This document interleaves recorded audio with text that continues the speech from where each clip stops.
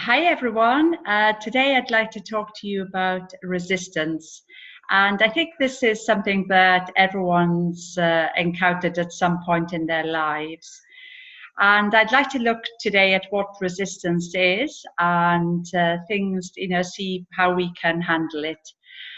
So for me, resistance is like, imagine, you're trying to go in through a door that's locked or try and open a door that's locked. Okay, you're trying to force it open, but it's not happening. And resistance, going back to, when you do affirmations, so we're thinking positive thoughts and about whatever we want in our life, health, money, relationships, and we're wondering why they're not happening, why we're not able to manifest what we want.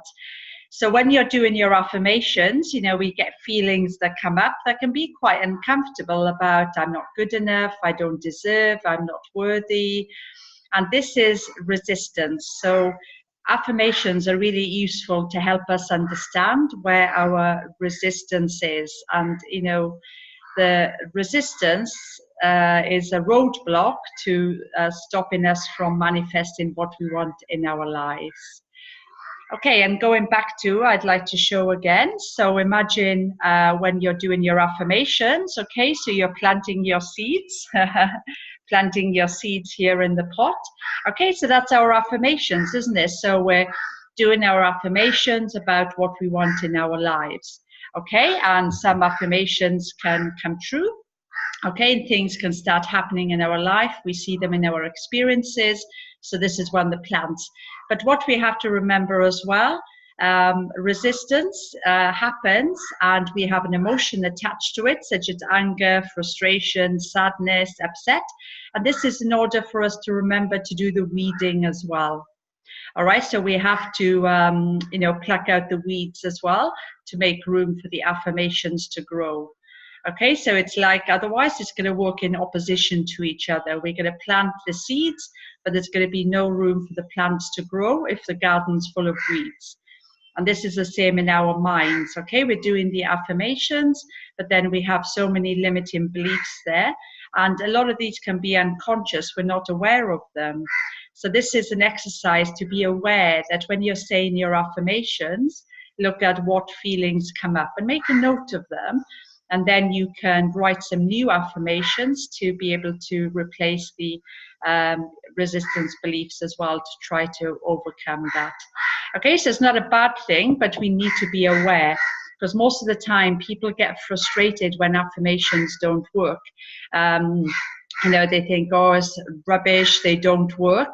But what they don't realize is, as well as saying the affirmations, we also need to be aware of resistance as well. Okay, and these are the roadblocks that stop things from happening.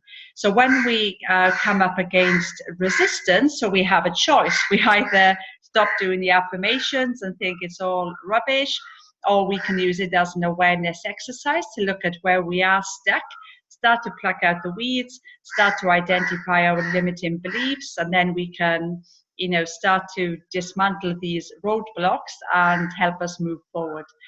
And I can also like to demonstrate as well. I've got a little scarf here. So can you remember when you were younger, you all probably played tug of war?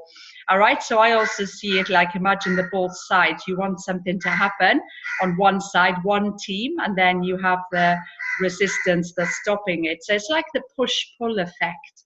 Okay, so you're excited about a new project happening, and you put in all your effort and energy into it. Okay, but then you have your resistance beliefs that are like, pulling you back and stopping things from happening. So it's the, push-pull effect there. And once we're aware of this, then, it is able to, we are able then to identify the beliefs and use some tools to help us overcome this resistance. And we know we're in resistance in life, when we're going against the flow. Sometimes it's also good to realize that maybe something's not meant to be, something's not meant to happen. And sometimes the more we try to force something to happen in life, the more we're blocking the flow. So sometimes when we relax, and always going back to, the universe always has a bigger plan for us, but sometimes, we think we know best and we want things, we're determined to make things work in a particular way. Okay, but this is going against the flow. So when we also understand this, we go, okay, so I had plan A in my head and then that didn't happen. Maybe, yes, I did get upset, but then you realize plan B happened. Wow, that was much better than plan A. So when we learn to trust that maybe our plan is not, maybe the right plan for us, if that makes sense. So always learn to relax. And yes, we do react when things don't go our way, but, always remember to trust. And I also want to share an example. I was working in Thailand last year, and I'd made the move from the north to Koh Samui Island. And I'd gone there to do some workshops, retreats, and things didn't happen as planned. I mean, it was monsoon season, and then the retreat hadn't opened. The contact from the owner was very limited. And then, I think it was a little bit of resistance there with me. I was, fear of not having enough money. And then it was like, oh, what's wrong with me? I'm not good enough. And that's why they don't want me to work.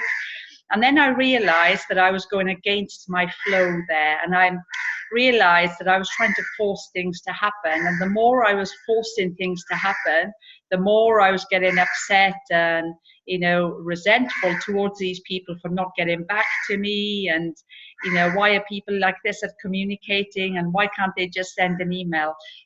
But then I actually realized that Koh Samui wasn't the place for me. And also it was a sign for me to work more on things online as well. And this message keeps coming back to me because I'm a traveler wherever I go. Sometimes things flow, doors open, sometimes they don't. And then another avenue, such as my online work, is increasing. So it's interesting when you look at resistance and how you can see it help you to realize, whether you are doing the right thing in the right time at the right place. So it's a matter of going back again, connecting with ourselves, meditating, listening afterwards. The signs are there for us, guidance for us to follow. But often on the mind level, we have this plan and this is how we want it to happen. But it might not be following the divine plan. So yeah, I've learned from that, just to learn to relax now and see what feels right, rather than thinking, oh, I could do this and I could make some money, or I could do this, that would be good. I'm actually trusting, sitting back and relaxing more and trusting about what feels right for me. Okay, so hope that's helped you to understand resistance a bit more. So remember, going back to my plant, remember, yes, it's good to keep planting the seeds about what we want, but also be aware of the weeds that you need to pluck as well. Okay, thank you, everyone.